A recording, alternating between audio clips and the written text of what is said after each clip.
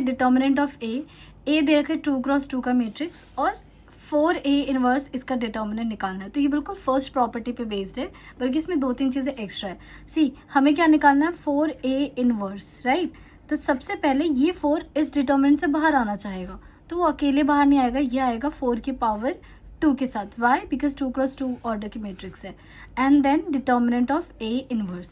और अभी मैंने आपको क्या समझाया था कि जो A इनवर्स का डिटर्मिनेंट होता है वो क्या होता है, 1 upon determinant of A।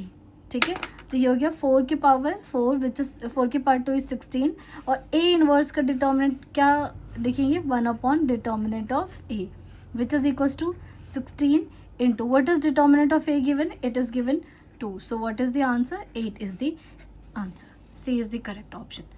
Clear?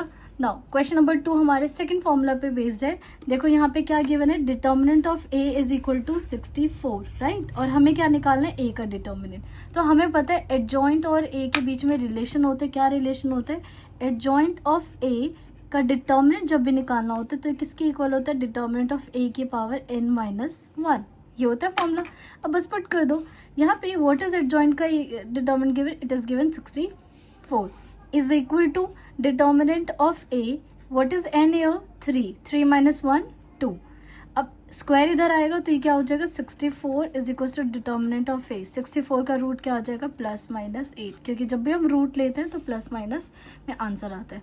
So which one is the, अगर किसी बच्चे ने सिर्फ 8 और माइनस 8 भी टिक किया तो गलत हो जाएगा। So what is the correct option, D, 8 and -8।